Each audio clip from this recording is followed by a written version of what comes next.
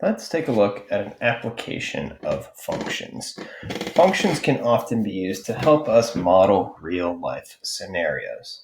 In this particular case, we have a rectangular package to be sent by USPS can have a maximum combined length and girth being the perimeter of a cross-section of 108 inches.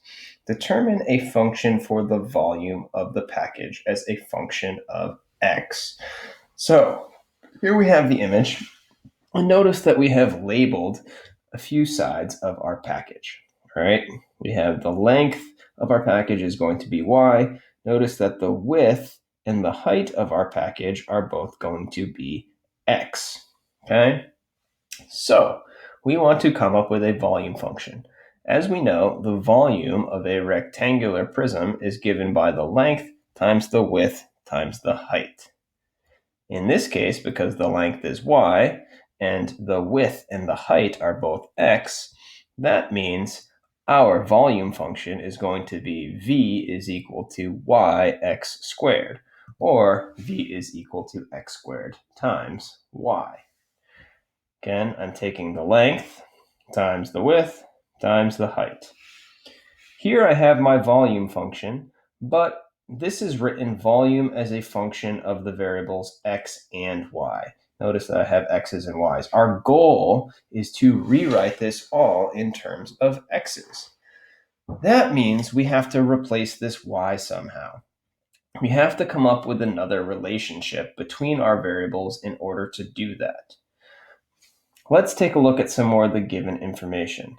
Notice that it says the package can have a maximum combined length and girth. So combining the length and the girth means perimeter of a cross section. So here's a cross section. That can have a maximum of 108. Well, we have the length is y, and the perimeter of a cross section would be the sum of these four sides right here. Well, that would just be 4x. That means y plus 4x has to equal 108. In this equation, we can isolate y by subtracting 4x from both sides of the equation. That leaves us with y is equal to 108 minus 4x. Because y is equal to 108 minus 4x, I can substitute in this quantity of 108 minus 4x in for y into my volume function. Therefore, I'm left with the volume function. Volume as a function of the variable x is equal to x squared times 108 minus 4x. Again, all I did was replace the y with 108 minus 4x from our second relationship. So let's think about this. What is the implied domain of the function?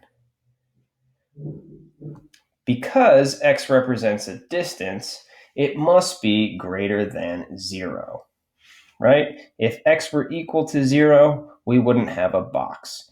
And it can't be negative because then I definitely wouldn't have a box either. So x must be greater than 0. Accordingly, y must also be greater than 0. We have this relationship where y is equal to 108 minus 4x.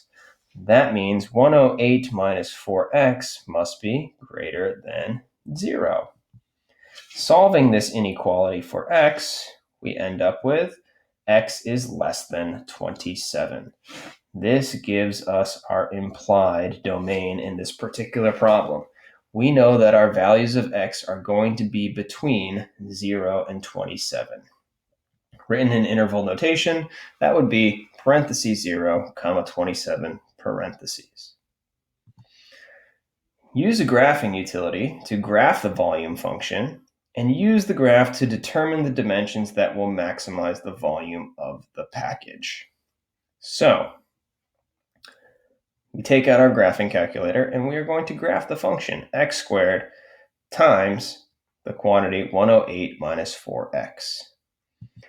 We might have to play around with our window a little bit. Notice that I have changed the x values of my graph, right, to be from about 0 to 27 here, okay, because I know that's the domain that I want to look at. And for my y values, well, I've had to make them rather large. Okay, these splits on my graph go by values of 1,000, right? 1,000, 2,000, 3,000, 4,000, so on and so forth. Now, we want to find the dimensions that maximize the volume of the package. Well, where is the volume maximized? The maximum of the volume function occurs right at this peak here. That is our maximum point. And what is the value of x that maximizes that? That is going to be 18. Notice we would have the ordered pair 18, comma, f of 18. F of 18. Or in this case, v of 18. We could plug that function value in. Okay? Because the x-coordinate is 18, we know that value of x. And we could find that on our graphing calculator by using the calculate maximum feature. Okay? If you have any questions on how to calculate maximums in your calculator, do a quick search on YouTube for finding maximums and minimums on a TI-84. If you still have questions, make sure you come and see me. All right, so we find that this maximum occurs when x is equal to 18. Well, to find the dimensions of the box, that means that we need to know what y is equal to. We remember this relationship that we had created earlier. We had y was equal to 108 minus 4x. This tells me what y has to be equal to if we know a value of x. So plugging in 18 gives us 36. All right, that is going to be the value of y that maximizes our volume. So what are the dimensions of our box going to be? 18 inches by 18 inches by 36 inches. There you have it, a quick application of functions.